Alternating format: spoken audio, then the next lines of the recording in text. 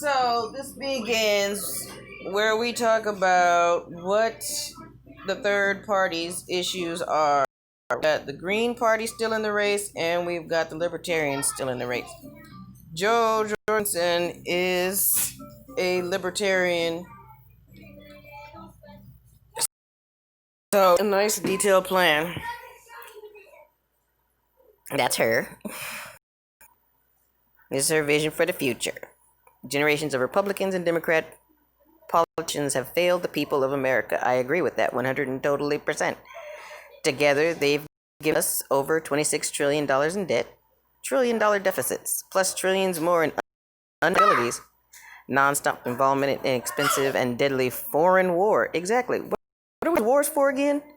Skyrocketing healthcare costs, and everybody's sick. Highest imprisonment rate in the world, even higher among racial minorities and the poor. Broken retirement system, unable to pay promised benefits, tariffs that are destroying American farmers. This is true. The American farmers getting put out of business.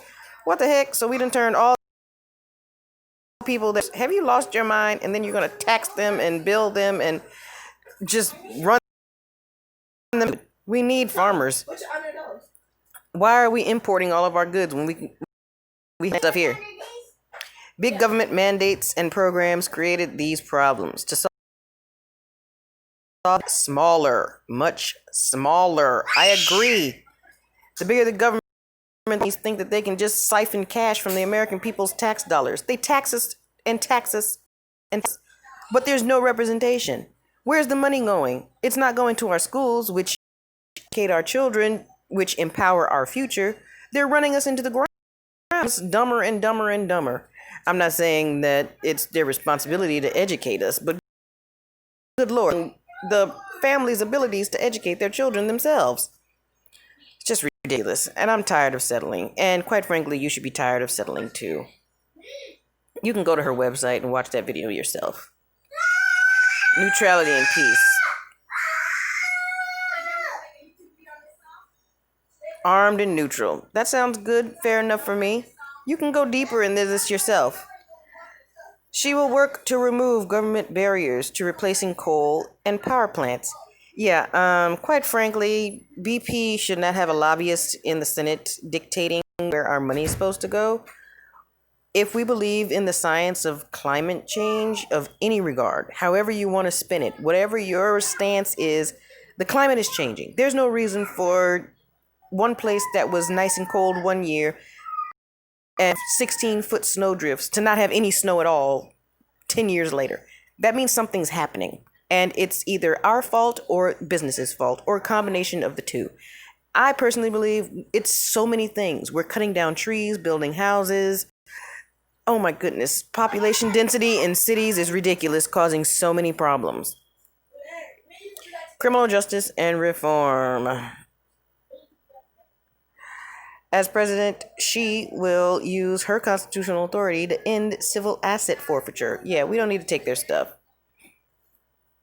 Education. As president, she will work to return control of education to where it belongs. The parents, the teachers, and the students. What happened to the PTAs? I swear they've all disappeared. I tried to join one and they told me they didn't have one. I had to establish one myself.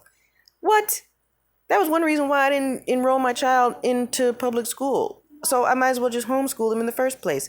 But then, of course, legislation is making it almost illegal for parents to homeschool their children. Have you lost your mind? And then their defense is that, oh, the homeschoolers are cultists and abusers. You've lost your mind. You've lost your mind. 90%, 99%, let me get that straight. 99% of homeschooling parents are not abusive, are not cultists. Period. They know that they need to take their children's education into their own hands because depending on government to educate their children is not working. Healthcare. We can reduce the cost of health by 75% by allowing real price competition. Yeah, this lack of transparency is allowing the cost to be way too high. How is it that I can get the same exact drug from Mexico for 10 cents, but in America it costs $200? No. That's bullshit. I'm sorry, but that's bullshit. I can't spin it no other way. That's crap. There's no reason that countries can have socialized health care and everybody's covered, nobody's sick, not even homeless to spread disease. And yet here in America, supposedly the richest country in the world, can't do that basic minimum thing. If you don't have an educated population or a healthy population, then it's just crap. As president, she would work to implement a solution like Cato's 6.2% solution, which is for what? I don't want to learn more. I want to go back. Stop. Let's just stop. I wanted that card to turn over. Poverty. What is this one for? Social Security. Yeah, we need to have Social Security. If we're going to work ourselves to the bone, we need to be able to retire and be taken care of. Seriously, if you're going to tax me to death, you need to pay me back. Seriously. You're not going to let me retire or have me work until I die. No, I'm not your slave. I'm not your sharecropper. I'm not your chattel slave. None of that crap. You invest in me, just like I'm investing in you. As president, you'll work to eliminate policies that cripple economic growth. Point blank, period. Don't even need to say it. You should already know that there's a whole bunch of stuff in place that's crippling the economy from growing. I don't want to learn more. As president, she will use the constitutional authority to block any new borrowing. I don't know if that's proper, but trade and immigration.